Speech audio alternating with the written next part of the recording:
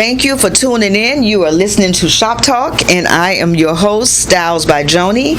And today I have a special guest with me. She is my co-host here on Healthy, Wealthy, Wise, right, Miss Juanita Cooper? Yes, yes. And she is a insurance planner, professional that gives you all the information that you may need.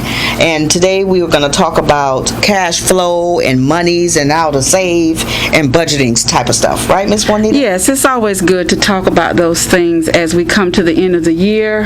This has been an interesting year, hasn't it, people? Yes, it has. Hello again. This is Juanita with J. Cooper and Associates. Glad to be back for Healthy, Wealthy, Wise. And it's my belief that in order to be wealthy, you have to be healthy, and you also have to be wise. You have to understand how to make smart financial decisions that can impact you for a lifetime. Makes a lot of sense. Yes, smart financial decisions. So I want my clients to be smart. So part of what I do is explain to you different things, for instance, about cash flow. You know, we spent a lot of money, and maybe we didn't spend as much this year.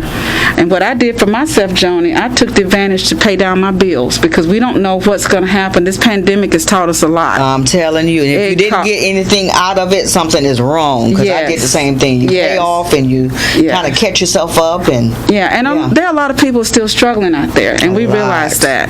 But I'm here to tell you that you can turn your life around in 7 years. If your credit's bad, you can turn it around in 7 years. I've been there. I went through some layoffs. Really mid-career. You know, I was I'm a woman of a certain age, but I was in my 50s at the time, and things were coasting right along, and next thing you know, a layoff hit me, and it was one of those recession times, and I was actually laid off for 15 months. Wow, that's a long time. That's a long layoff. So did they take care of you while you was laid off? Well, I had to use some of my 401k money. That's why I tell people don't just cash it in if you leave a job. You never know when you're really going to need it. Right. I didn't want to use it, but I had to. And so, I did a few things, but I also took advantage of some programs, and that's one thing I wanted to say. There's still a lot of resources out there for people. Call your local United Way. Call your local city government. Call somebody, because there's all kinds of resources. That's true. There are all kinds of resources right now, and it's very important. And so when you're looking at cash flow, you've got to control how much you're spending once you bring it in. Because in the black community, our dollar turns over one time before it's gone, as opposed to other communities 6, 7, and 8 times within that community. That makes sense. Wow. Yeah, we are spenders. One time in the black community, or in a community of minority, African Americans particularly are the largest consumers, largest spenders, right, on everything from Fanta sodas on up. And so, we have to be aware that cash flow is very important, because in the end, regardless of what you think, cash still rules. Right. When you have cash, you can do anything and you can get anything. They trying to take it away. They're trying to make it go away, but I'm all for my cash. Yeah, you need some cash, and you need some emergency money. Mm-hmm. But a lot of people aren't able to have emergency money, and those that do, they're having to use it right now because of the pandemic. So as we get ready to go into 2021, we're all looking forward to that. I think you can do some simple things. I was sharing with you about my $5 plan. Right. I like that $5. Yeah. Now, that's when I was using cash, because again, when I use cash, if I give you a $100 bill and then you go to the store and you buy something for $3, you're less likely to hand that $100 bill, because you don't want to break that $100 bill, right? Mm-hmm. So cash makes you think about the money you're spending. That's why I like using cash. Right. Yeah. Because that card, you just that's swipe unconscious. it. That's unconscious spending. Mm-hmm. And a lot of people have swipe-itis. They just without thinking, what I got left. Or even with a 20. Same with a 20. Sometimes I don't want to break a 20. I'll just do without. I thought I might want that soda. Maybe I don't want to break my 20. Yeah. Mm-hmm. But once you break that 20 and they give you change back, and this is so funny, because when I started the $5 plan, the plan is you take, every time you get a $5 bill, you save it.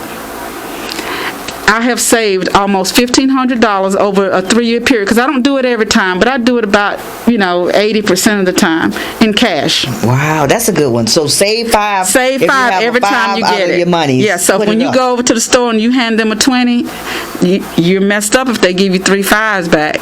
If they give you a 10 and a 5, you save that 5. Okay. And before you know it, you will have saved and amassed some cash flow. That can be the beginning of your emergency fund. Right. Yeah. We got to understand that cash is a tool, and it can work for us, but most of the time it's working us. It's not working for us. It's working us because we're worried about it. We're worried about it because we're not managing it right. Because we need it. We need it, but it's a way to manage it. Yeah, it needs to be managed. You need a car, but if you don't take care of it, it's not going to run properly. It's useless, right. Yeah. So I just encourage people to think more about cash flow. One tip I have is to do what you can to minimize extra spending right now, because this pandemic has taught us we need more in savings and more emergency than we need to. Right. Because the rule, they say 6 months emergency, but I say for us 12 months, because particularly if you're a young professional, you're going to get laid off and have experience of layoff at least 3 in your lifetime, in your career.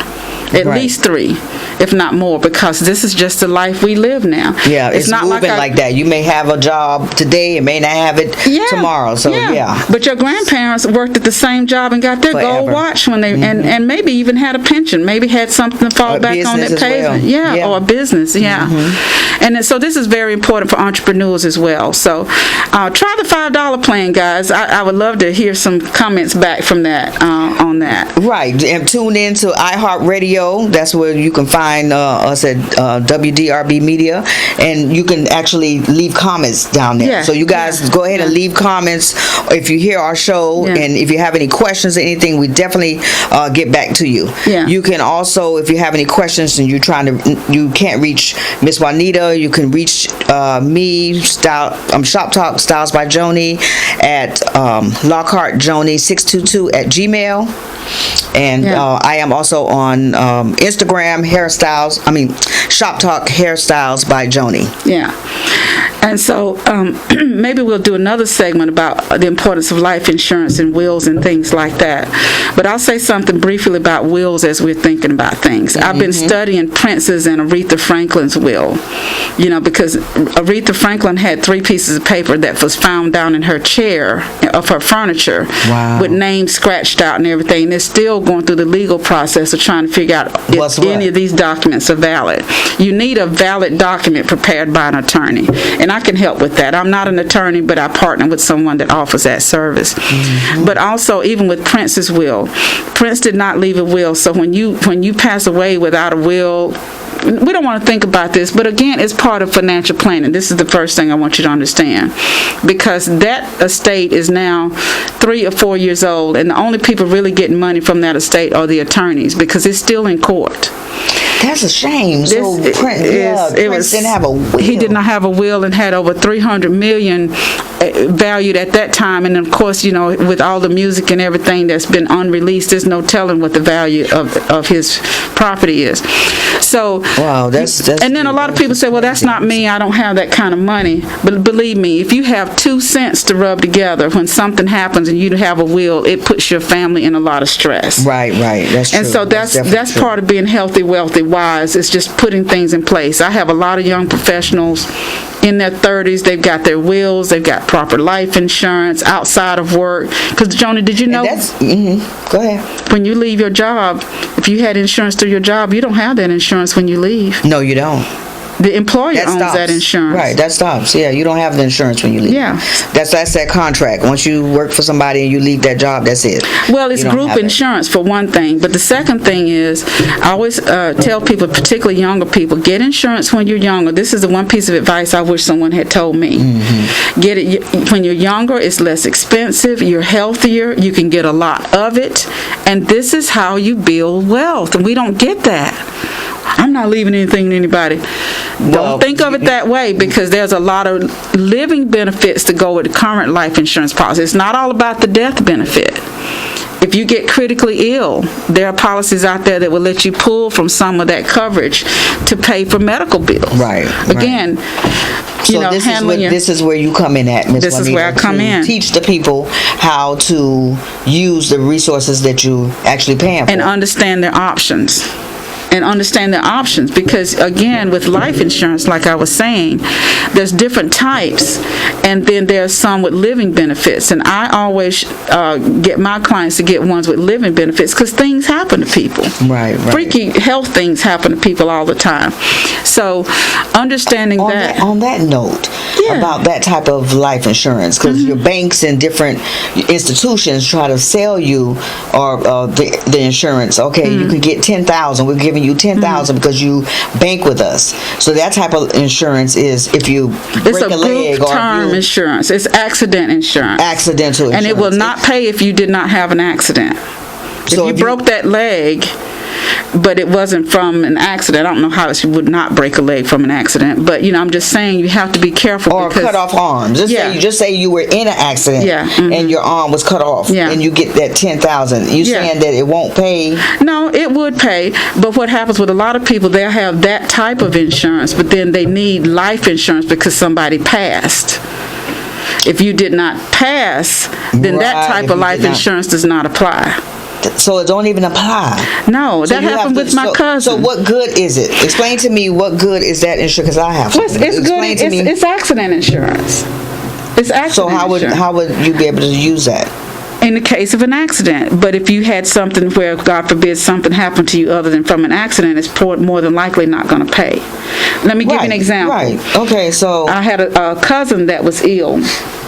And she ended up passing away. But during that time when she was ill, I said, do you have proper insurance? She said, yeah, I've got $100,000. I said, okay, good. I did not ask enough questions, and I kicked myself about it all the time. So after she passed, I called my uncle and said, hey, I'm here. If I can help you navigate these policies or whatever, just let me know. He said, that policy is not worth the paper it's written on. I said, what do you mean?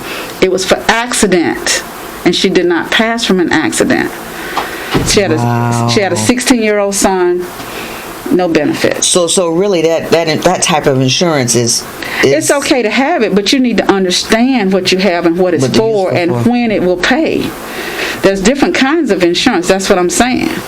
And so you want to get with me or someone like myself, depending on where you are. I am licensed in several states, by the way. So it only is good for if you chop. I'm trying to understand. So if you get your leg or something chopped off in an accident, it will pay for that. Yes. But if you die from that, it's no good. It's not going to pay. It's going to pay for what it said it would because of the accident.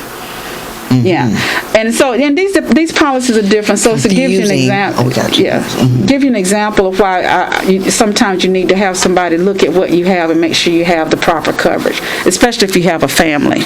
Right. But my clients, they have $500,000 of insurance easy. They're young. It's easy to do that. $10,000 is nothing compared to, really taking care of your mortgage and things like that. So there is hope, guys. There's hope for insurance. So you guys get with Miss Juanita Cooper at the 1-877-208-4977 number.